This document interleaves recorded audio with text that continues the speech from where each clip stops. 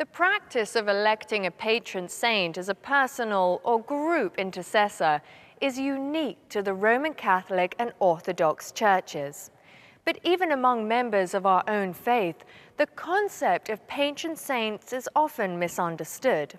The selection of a saint to serve as our personal or group patron is like asking a particularly spiritual friend to help us and to pray for us. This does not mean that we cannot approach God ourselves. It only means that with the patronage of one of Christ's elect, we do not need to bear our burden alone. How the custom of electing patron saints came about and their position in Catholicism is one of the most fascinating and little-known mysteries of the Church. Hello, I'm Carolyn Morrison, and welcome to Mysteries of the Church.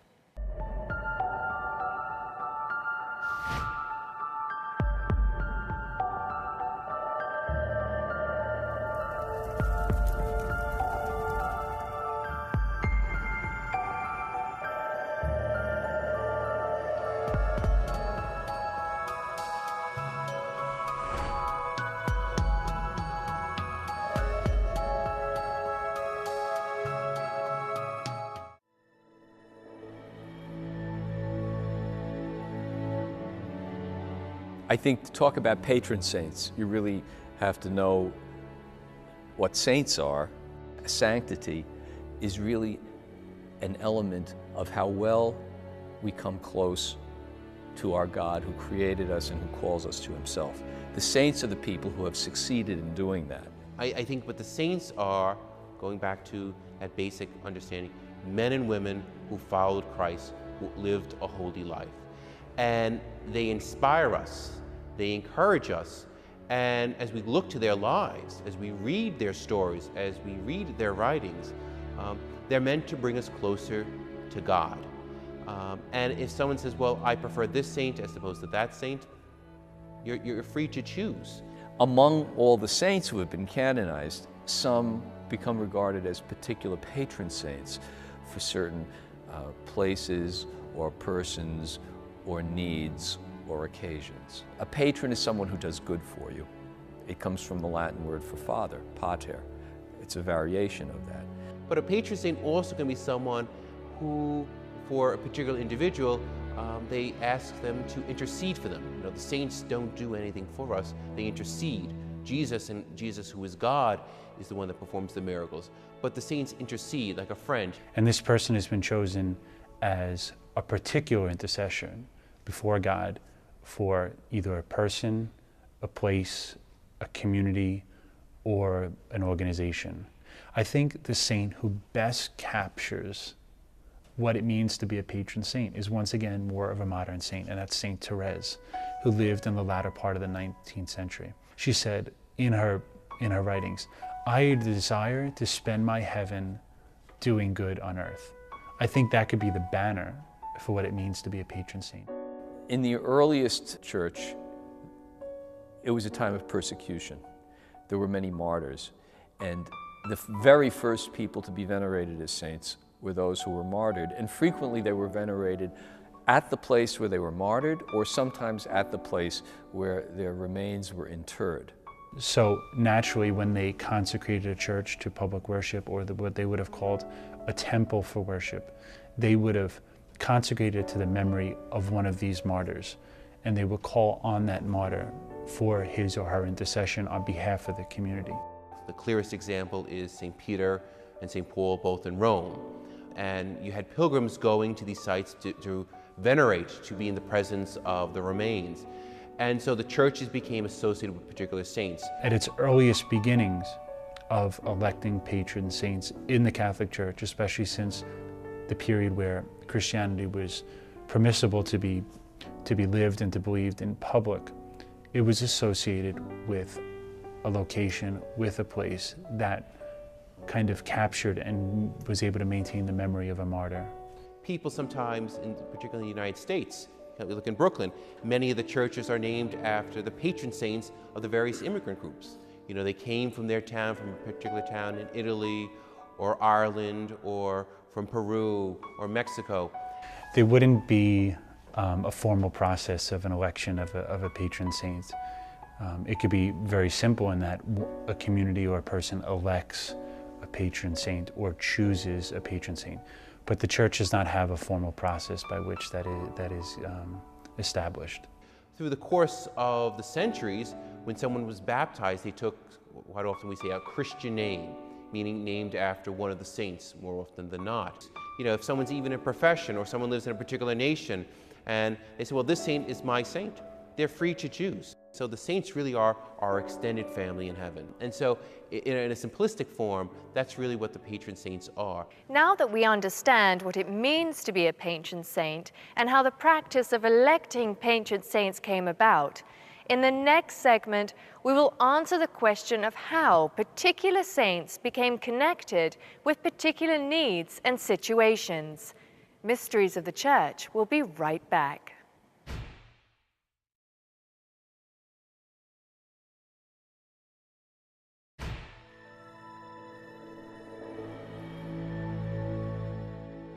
When the first churches elected to commemorate their favorite saint by naming their new place of worship in the saint's honor, they could not have suspected the far-reaching effect these first patron saints would have on society at large.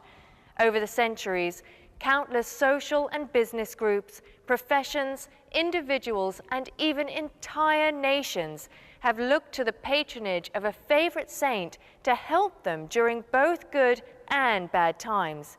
As we shall see, there is quite literally a patron saint for every need. We could always, in our prayer, direct it directly to Christ.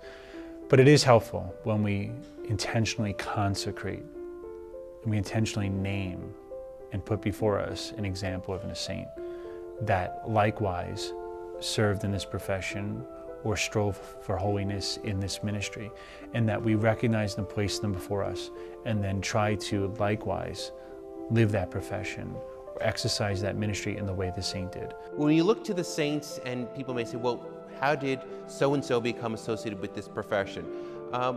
There's really two answers. The first answer is some of the more ancient associations developed organically, but it was people, that were in that profession and said, this saint really inspires us. Clearly St. Peter, being originally a fisherman, is an inspiration to fishers. If they've done that particular thing in their life, they become identified with it. Probably the most invoked saint, in my opinion, for the things of this nature is St. Anthony, who is the patron of lost articles.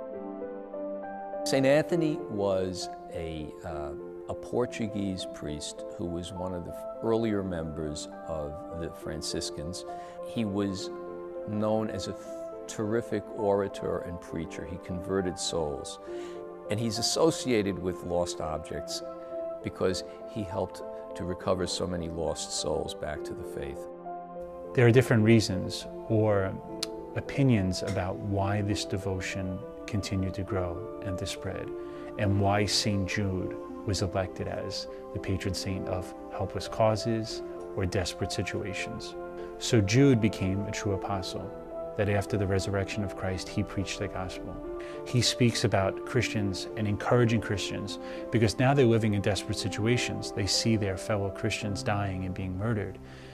He encouraged them to persevere in their faith, regardless of the circumstances they find themselves in. There's a very strong tradition that St. Luke, the evangelist, also was a physician. So he has been considered a patron saint of physicians for many years.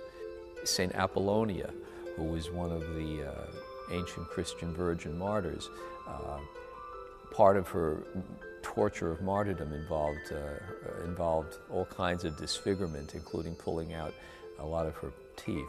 So she's a patron of people with toothaches. In some sense, saints, you can look at big scale or small scale. A person may have an individual patron saint. A person's parish may be dedicated to a particular saint. Per person's profession, there's a patron saint of this profession. St. Thomas More for politicians.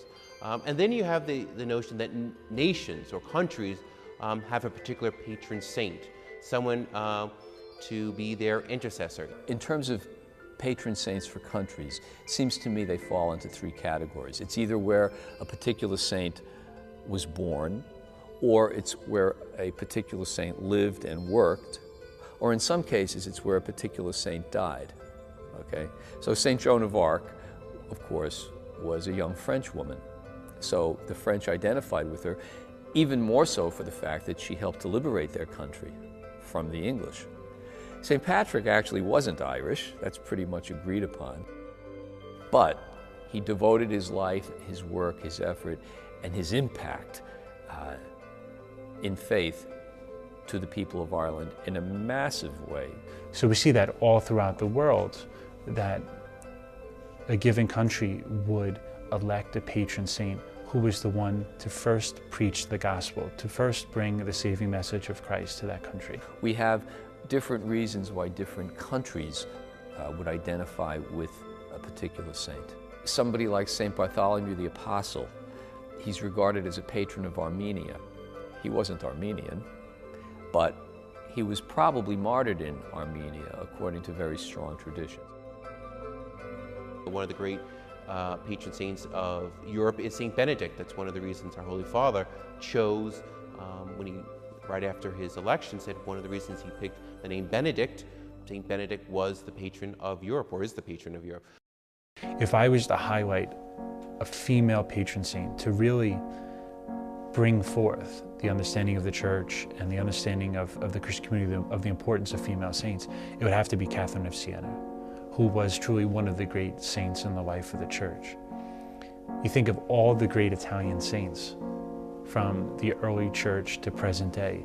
It's Catherine of Siena who is the patron saint of Italy, one of the great Catholic countries, which possesses so many of the remains of the early Church and of the martyrs. But you could just go down the list of so many of them. The ancient virgin martyrs are in a class by themselves. Cecilia, Barbara, all of them were highly venerated through most of the history of the Church. In more modern times, you had people like the various Saint Teresas, Saint Teresa of Avila, Saint Therese of Lisieux, Mother Teresa in our own time. All of them remarkable, strong women with tremendous faith who are invoked as the patron saints of various types of causes and needs. So quite often we see male saints and female saints. We shouldn't think, well, there's more male saints, so there's more female saints, so there's some sort of competition. I think we're unique in the United States, where we celebrate many different saints. We celebrate Italian saints, we celebrate French saints, we celebrate German saints, Irish saints, we celebrate Spanish saints, we celebrate Mexican saints. We celebrate the lives of men and women throughout the world. They inspire us. And so you could have a patron saint who's a female saint or a male saint. It's not like, oh, you're boxed in. The saints are people who lived a holy life and who inspire us, if we look to their lives, to follow Christ.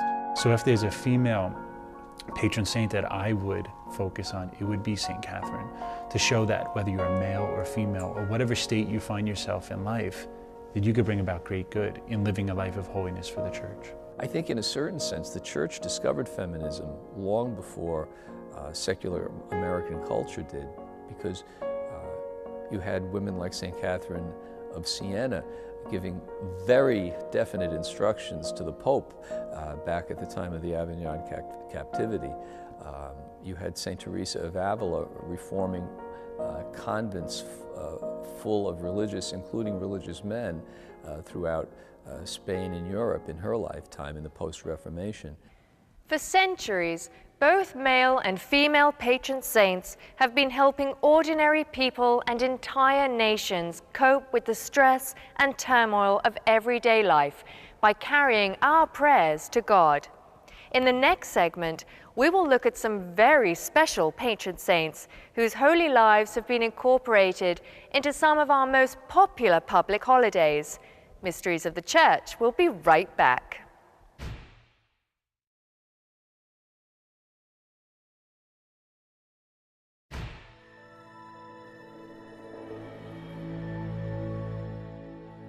It is sometimes easy to forget just how connected the patron saints are to our everyday lives. Even when we are looking forward to our favorite holiday, it is well to remember just how many of our largely secular celebrations are actually intended to honor the lives and works of truly outstanding men of God. So how did shamrocks, heart-shaped greeting cards, and brightly wrapped gifts for children evolve out of religious holidays originally meant to honor the memory of some of the most beloved patron saints in Christian history?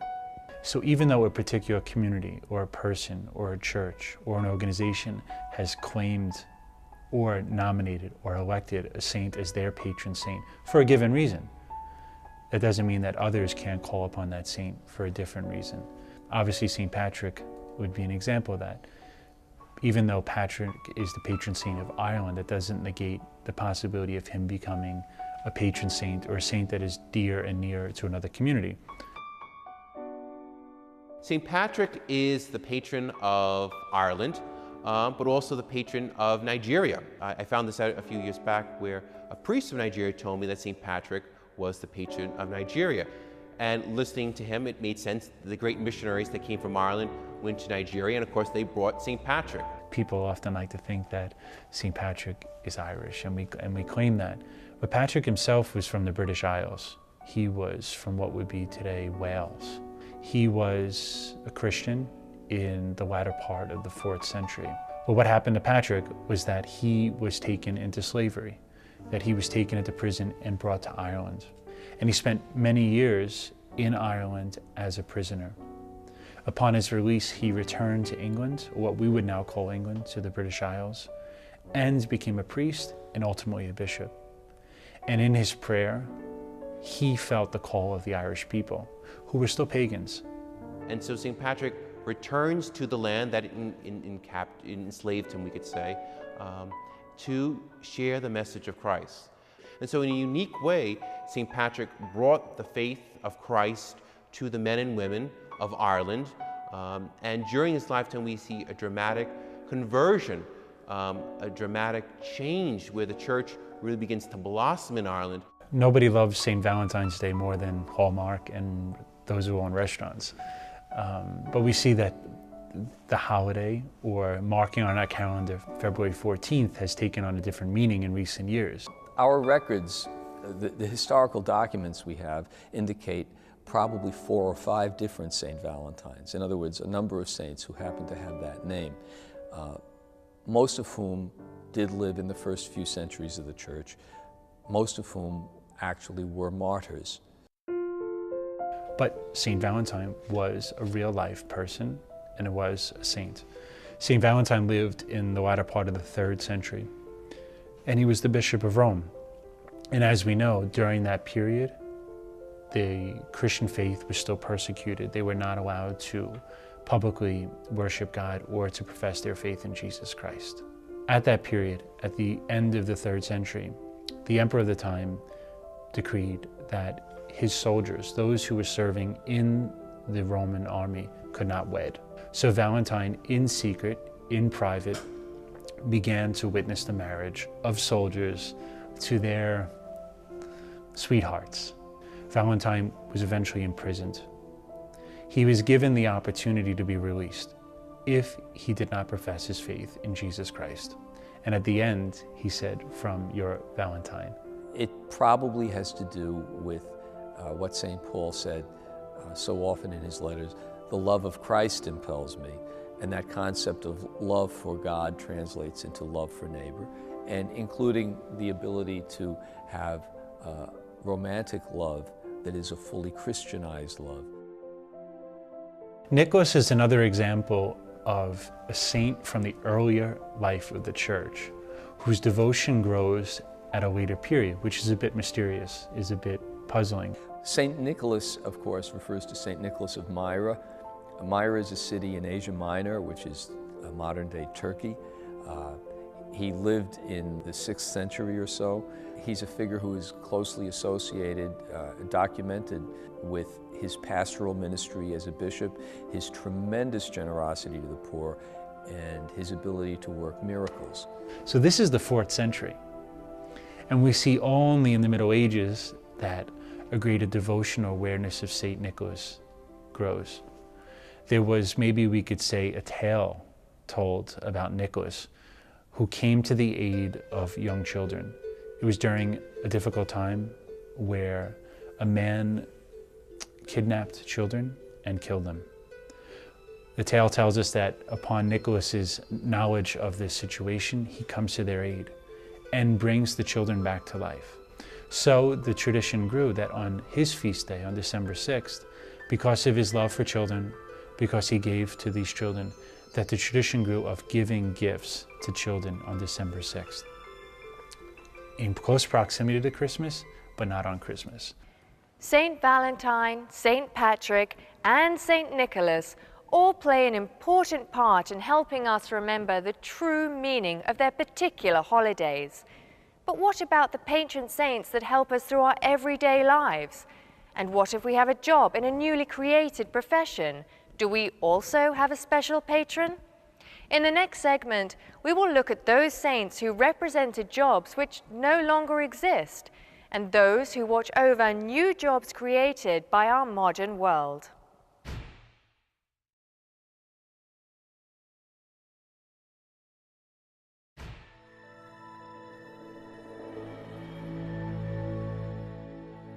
The fact that all things change is a reality even among the saints. Many once revered patron saints have been largely forgotten because the causes they represent no longer exist.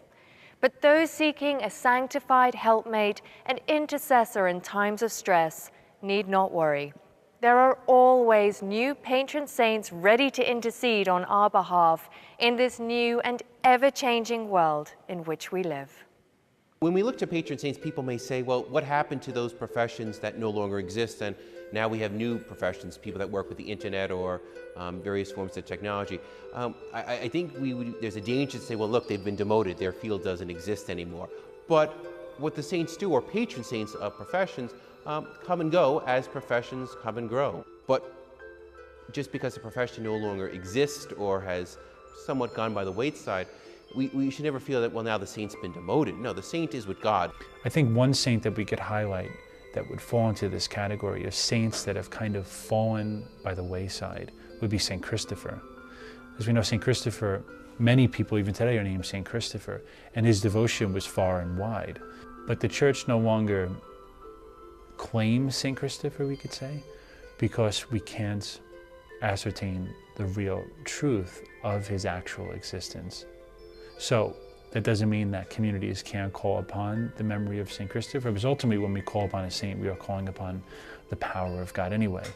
But saints like St. Christopher would no longer be promoted by the church. As we know, the world is evolving. We have ministries and we have occupations which were not present even 50 years ago. So the church does find a way for the faithful to be able to see in saints a way of living that ministry or that occupation or profession even today. Nowadays, when a new profession comes up, people start saying, well, how come we don't have a patron saint? And so there's a little bit more collaboration, there's a little bit more discussion, say on the universal level in terms of the Vatican and others, that says, well, this person seems to be a noble character, someone that can be an inspiration, someone that can inspire those in this field. I think it's only to be expected that new patron saints will emerge. For example, sometimes we can retrofit a saint. The classic example of that would be St. Clare. On her sickbed, when she could no longer get to church, it is said that she had mystical visions of the Mass being celebrated elsewhere in her convent. And so she was designated at some point in the 20th century as the patron saint of television, because she was the first one to have wireless vision communication, I guess you could say. The obvious example is the internet, which is now kind of controls the world. We live and die by the internet, which was not present 20 years ago in the way we now know it. So the church has named, declared, elected a saint as the patron saint of the internet. That patron saint is Isidore of Seville. Isidore was dedicated to study, to writing. He wrote dictionaries and encyclopedias. And this is what he's remembered for. So Isidore was a natural saint to turn to consecrate this world to, this new world and this profession. And not that you have to have that patron saint, but as I said, they are men and women who can inspire us. If you, whatever profession we're in, they all draw us to Christ. Christ is the center. Christ is what the focus is. The saints are men and women who lived a holy life, but keeping Christ as the center. Patron saints have interceded for us in times of need, danger, and stress. The exemplary lives of these holy men and women serve as an example of how problems can be overcome through belief in God and the power of prayer. Whether our problems are big or small, asking our special patron saint to help us by interceding on our behalf can help bring both comfort and resolution to life's most complicated situations. Thank you for joining us. I'm Carolyn Morrison, and I hope to see you next time on Mysteries of the Church.